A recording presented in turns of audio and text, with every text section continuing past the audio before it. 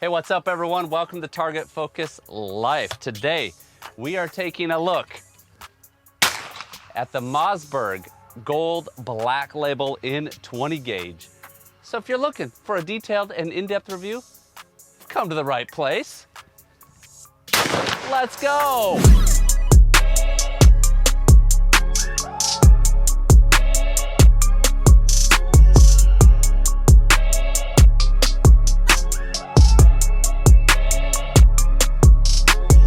This is the Black Label. I'm excited to review this gun today. Haven't shot a whole lot of the Mossberg over-unders.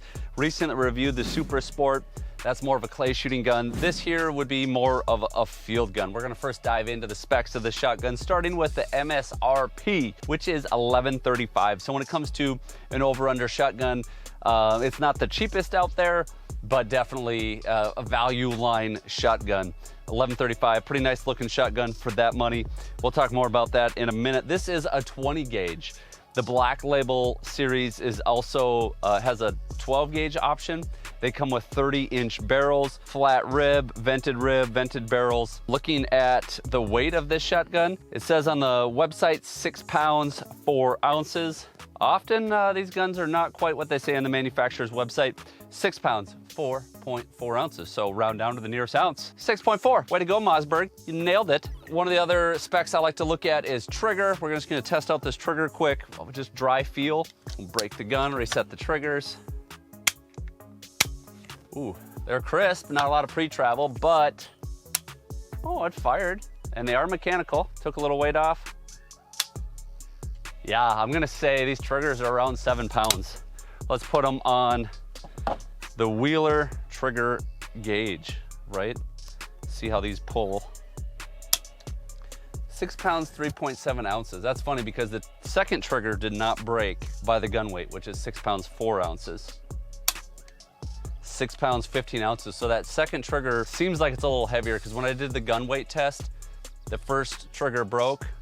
The second one was a little heavier, 6 pounds, 15.9 ounces, so almost 7 pounds, real close to where I thought it would be.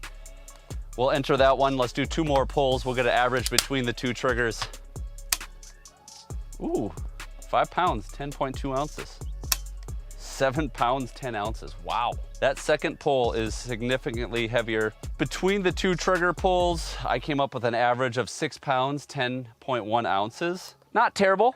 Definitely not extremely light trigger, especially on this lighter gun. I generally want a trigger to be lighter than the gun, if at all possible. And this second trigger is turning out to be a little bit heavier, but we'll see how that impacts shooting a little bit here as we get going with this video. Length of pull, it says on their website 14 inches. I threw my gauge on there and I am about a 1/16 shy of 14 inches. So relatively short shotgun. I'm about a 15-inch length of pull. So this gun is sitting about 1 inch too short. I would have to get some type of pad system. Maybe I could get a Falcon Strike on there, but I still need to extend it with some spacers or something. I don't know that Mossberg has anything standard for that, so you'd kind of have to custom extend that gun for a longer length of pull. Just want to give you guys a heads up there because finding a gun that fits you is incredibly important to having success shooting that shotgun. Out of the box, there is no modification to the drop. Obviously no shim systems on a over-under, a hinge gun. At the drop at comb, we're at 1.5 inches, and at the drop at heel, we are 2 1/4. So we got 3/4 inch drop along this gun. Looks like it has some cast off. I'm gonna double check this. Gun's unloaded. Maybe a little cast off from what it looks like. So this gun out of the box, as you can see, look where my thumb's at. Look how close it is to my nose. Way too short for me out of the box. So I would have to look for a solution if I was gonna get this gun to get it about another inch out. And you can buy pads to do that. You just might have to fit it to this specific gun, which would be your challenge. Now we're gonna look at the ergonomics of this gun, the form, the function. Just looking at it quickly, the grip, it's got a fairly slender grip, which in a field gun, this is a field gun, light 20 gauge, pretty narrow grips and forend. I like that. Texture is not overly aggressive and it looks okay. Nothing fancy about the checkering for sure. Feels good in the hands. I feel like I can grab it well, point it. I like to point my finger. Feels really good in the hands. If you got big, bulky hands, this might be a little slender for you. Getting my finger on the trigger. Grip angle is pretty decent. I like that. Looking at the receiver, it's scroll engraving. I like this black label series a little bit better than the Gould, just the normal Gould Reserve. The engraving isn't high-end engraving by any means, so the black is a little bit more, it doesn't jump out at you. There is some cool engraving on the top lever. I really like the way that looks. Again, this is not fancy engraving. We're talking about $1,000 over-under shotgun. So you get what you pay for as far as that goes. It says Gould Reserve on the bottom with a gold M. That looks pretty cool. Wood is a very standard grade wood with a matte finish. Barrels, we're looking here, vented rib. It is a flat rib with a brass bead on front. Vented barrels. Has a top tang safety, as most over-unders do, with selectable barrels. No auto safety on this gun, which I am A-okay with. The butt pad is not much of a butt pad, but again, I'd be adding something like a Falcon Strike. This is a Falcon Strike recoil reduction system. I would like to find one and put it on this gun. I think that would add a lot to it. It'd add a little bit of length, and it would also add recoil abilities. Not that a 20 gauge is all that heavy, but we'll test out recoil and reliability in a minute. But this butt pad, I mean, there's nothing to it, really no flex or no give there. I always like to have a little bit of cushion. But overall, fine operating gun as far as just the function. Top lever, it's real smooth. Things seem to have tight tolerances. This gun does come with 5 choke tubes, 5 extended choke tubes. They look like this. They're color coded, say the name right on them. I think that is pretty cool. But I've already went ahead and changed out those standard chokes for some Carlson's chokes. I have a mod and a light mod in there. If you're ever interested in Carlson's, I put a link in the description along with the discount code, so feel free to check that out. Jumping into recoil and reliability after I get my ears in. By the way, these are the Walker's silencer Bluetooth. So they enhance hearing. So actually when I put these on, I can hear everything around me. It's kind of trippy, actually. Plus I can listen to music if I want to. Really been liking them. Anyway, side note. What are we doing? Recoil and reliability. So I'm just going to throw a few shells in here. 20 gauge. I'm not anticipating much recoil coming out of this gun, but let's give it a few shots. Feels pretty good. As far as reliability, it does have ejectors. I'm obviously not going to put enough rounds in this review to test out the ejectors. So if you do have experience with the Mossberg Black Label series, let us know what your experience has been. Have you had issues? Has it worked flawlessly? Put it down in the comments. See how this feels. Oh yeah. Let's say you're not paying attention. Oh no! Oh yeah. Points really well. Shoots really well, especially with those Carlson choke tubes in there. That was target loads. Those were 7/8 ounce, 1,210 feet per second, Federal Top Guns. Now we're going to Federal Prairie Storms, flying at 1,300 feet per second, 3-inch shells, 1.25 ounces. These are gonna feel a little bit different, I have a feeling. Birds getting up. Rooster! Ooh, yeah. It was straight back into my shoulder. I didn't take anything in the face, but what I took in the shoulder was significant. It still points really nice. It's just really shooting where I look. Unfortunately, way too short for me, and that is punishing on the recoil, but unless you're shooting a box or two of shells at pheasants in a day, I really wouldn't worry about it.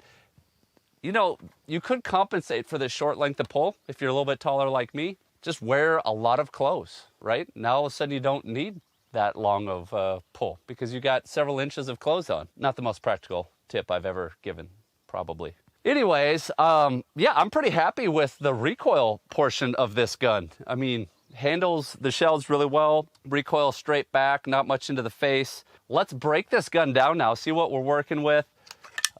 It's gonna be pretty standard, I imagine. Fore end off. Break the top lever. Ooh, those barrels are warm.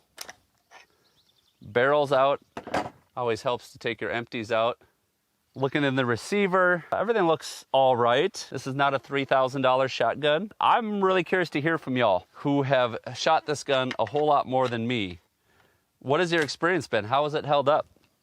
I think it's gonna hold up just fine, but it's tough to say until you really are pounding a lot of rounds. I do shoot a lot in these reviews, even off camera, but I'm not shooting thousands and thousands of rounds over the years through each individual gun. As fun as that sounds, I don't get the opportunity to do that. But it looks like a solid built gun for the money. And that's really what we're looking at, these reviews, is relative to the price point, right? I'm not gonna compare this gun to a $4,000 hinge gun. That makes no sense. But what I'm trying to figure out is this a good gun for the money? One thing I need to mention is it has a Schnabel forend. I didn't mention that in ergonomics. I actually really like that Schnabel forend.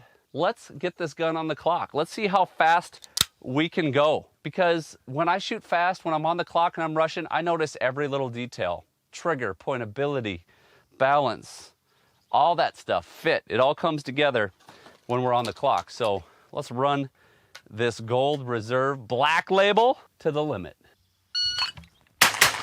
Nice. First go at it, a 1.08, not incredibly fast, 2.0 split, but it's shot natural and nice.